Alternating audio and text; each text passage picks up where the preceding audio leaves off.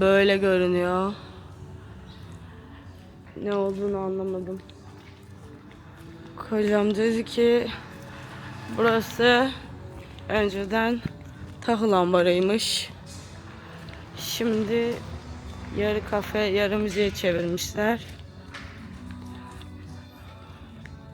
Köpek. Ç. Okay. Kafe kısmı buradaymış. We can walk here. Böyle çok acayip görünüyor. Değişik.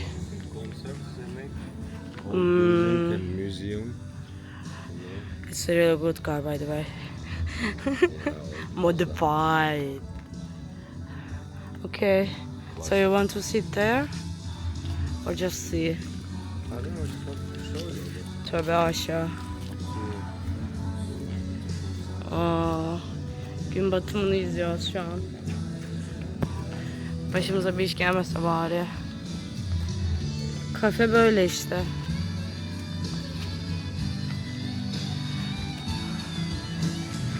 Tam kocamlık. It's exactly perfect for you because you like harbor things. Yeah.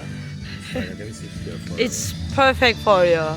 Got sunset, it have Ships, yes. and everything, and It is.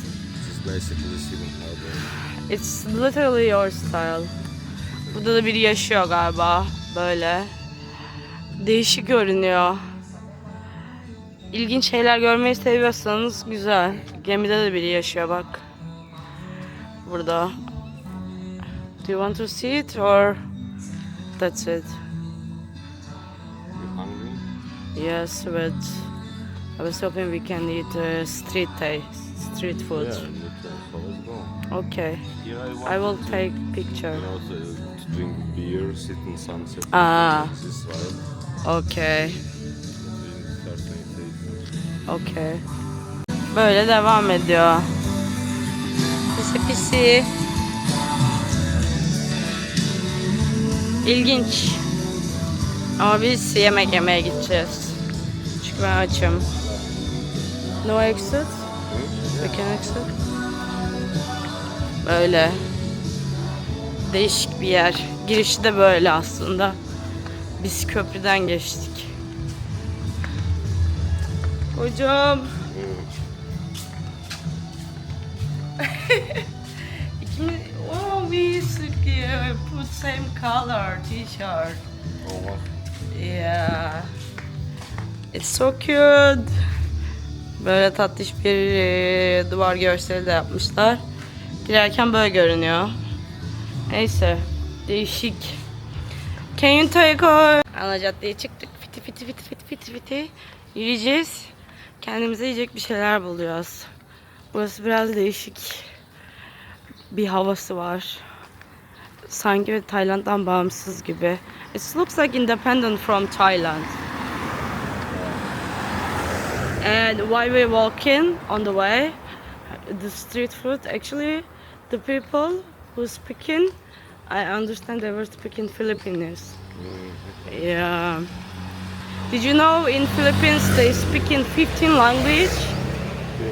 They don't have one national language.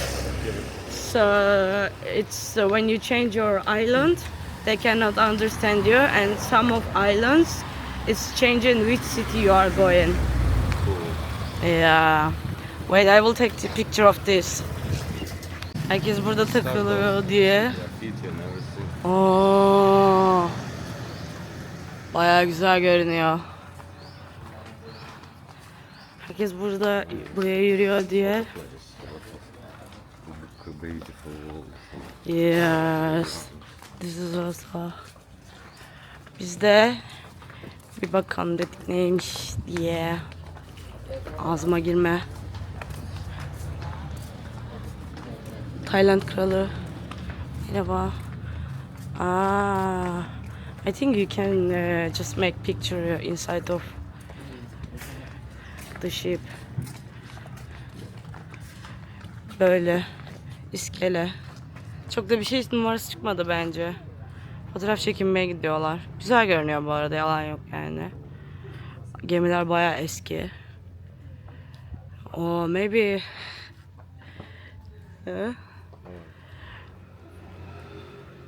Here. Oğlum, fotoğraf çekilmek için böyle bir iskele koymak gerçekten sadece Taylandlıların aklına gelir diye düşünüyorum. Millet burada duvarın önünde çekiniyor. Bu aveller buradaki duvarın önünde çekiniyor. Gen Z böyle bir şey çünkü yani. Bu ne bilmiyorum ama çok güzel görünüyor. It looks so beautiful. I don't know what is that.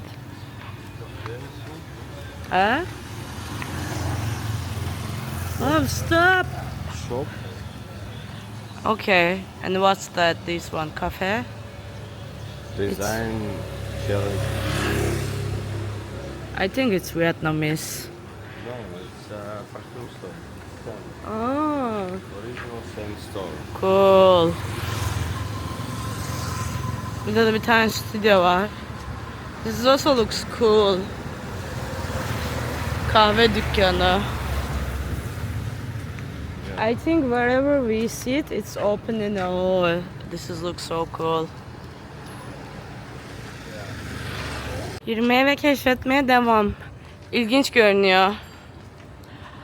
Hani burası hiç turistik değil, o yüzden bize böyle... This corner, it's one Okay. kind of famous restaurant. It's even saved in my map. Okay. Biz uzaydan gelmişiz gibi bakıyor herkes. Bu da dondu kaldı. You can see to me the lake. Yeah, I think every restaurant here, see. Yeah, I was trying to tell you this. And they have Herhangi bir restorana oturursanız dışarı çıkıyorsunuz. I'm speaking Turkish. Gölde oturuyorsunuz. Burası, I think this place is much more touristic for local of Thai people. yeah.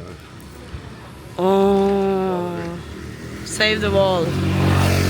Bu da güzel görünüyor. See, you can still go lakeside.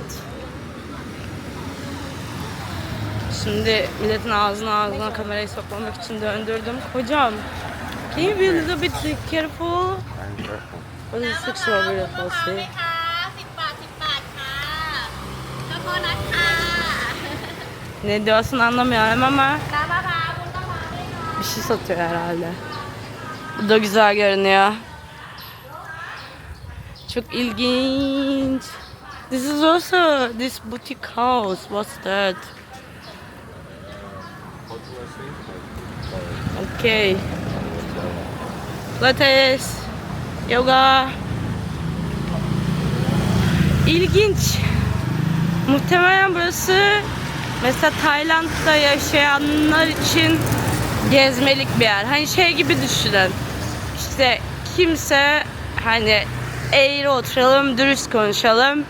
Kimse çıkıp mesela bir Giresun'u gezmeye wow diye gitmiyor ama sonuçta Giresun'da gerçekten güzel bir şehir ve bizim gibi gezginler kalkıp Giresun'a gidiyor ya da işte Karadeniz turu yapmak isteyenler için böyle güzel destinasyonları var.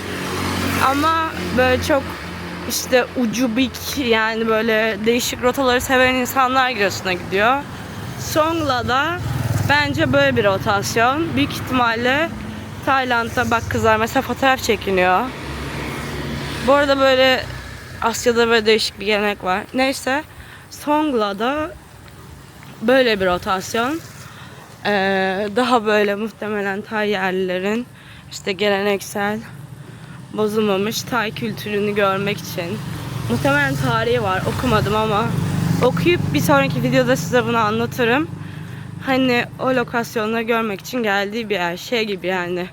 Tamam kimse Giresun'u güncellemiyor. Bence güncelse daha iyi olur. Yani güncellemekten kastım geliştirmek. This looks so fancy. Şimdi Arapacıların etrafından geçiyorum. Arapacılar. İyisi. Ama farklı oluyor görünüş olarak, gidiş olarak. Bir Mardin gibi hani mesela. Türkiye'nin bence en güzel şehirlerinden bir tanesidir bu arada Mardin. Kameram yoktu o zamanlar ama fezlik gezdim. Madem konu konuyu açtı. Arkadaşlar Mardin'e gidiyorsanız görmeniz gereken yerler kesinlikle Midyat. Ondan sonra eski Mardin'de kaldığım yerin adını söylüyorum. Şahmeran Otel. O da çok güzeldi. Bak böyle görünüyor. Ne kadar güzel görünüyor. Hoşuma gitti. Tayland videosu çekerken Mardin anlatmak. Benim milliyetçilik. Neyse. Bir de mutlaka Dara Antik Kent'e. Şimdi Instagram'da falan hiçbir yerde videosu yok. Bir şey yok. O yüzden çok böyle popüler değil ama Mardin'in yerleri çok çok iyi bildiği için Dara Antik Kenti'ne yani kalabalık olabiliyor. Ama değişiyor nereye gittiğinize göre. Bunların da mezuniyeti var galiba. Bir şeylerden mezun olmuşlar. Tatlı iş. Bu da güzel görünüyor. Bir tane ladyboy gördüm. Böyle yaptı. Yani. Onu da anlatayım. Madem Tayland'a geri döndüm. Bu konuyu böyle YouTube'da anlatmış olayım. Tayland'da üniversiteye gidene kadar cinsiyet değişimi yapmak kesinlikle yasak. Ladyboy olsanız bile asla saçlarınızı uzatamazsınız hiçbir şekilde. Bunları Bangkok'ta gönüllülük yaptığım yerden biliyorum. Aslında dışarıdan turistleri çok böyle geniş, gelişmiş bir yer görünse bile öyle değil. Bazı katı kuralları var kendi yerel halkı için. Onlar için de zorlukları var. Bak dur şurada göstereyim ablalar. Mezuniyet videosu çekiyorlar. Bunlar da kapalılar birleşmiş. Neyse. Why English so I don't know, that's what I was trying to tell you. Yeah, but I mean, Weirdly, like why? it's sunset time, perfect time. Everyone starts to go, but also where is all the people? I 6 don't and know. half, and He's- everything closed, Yes. and no people outside. Like, Yes. is everyone just go out for Ramadan? Like, that's it. I don't know. I don't think so. It's connected with Ramadan. But maybe I'm starting to think. We were talking maybe someone go to their families. If you say there's a lot of Philippines, maybe they just go Philippines for their. I don't know, but because maybe it's less booking options in booking, not because everything booked. Maybe just hotels are closed, guest houses. Because we I saw don't yesterday a lot of know. closed the guest houses. Yes, that's what I tried to tell. But I checked it on the internet. There's no national holiday in Thailand. I was asking like why everywhere closed? What's going on? And check it out. Okay, let's check. Tayland'ı anlatalım size. Yani bir cinsiyet değiştirmek istiyorsanız arkadaşlar beklemeniz gerekiyor. En azından 18 yaşına kadar. Sonra sormadım ama mesela bir kızla tanışmıştım. Baya hiç belli olmuyor neredeyse. Zaten çok para harcadım ameliyatlara dedi. Mesela o 21 yaşında cinsiyet dönüşümünü tamamlamıştı. Most beautiful sunset. Yeah, because it's shift together. Yes. And girls. Yay. Böyle değişik bir havası var.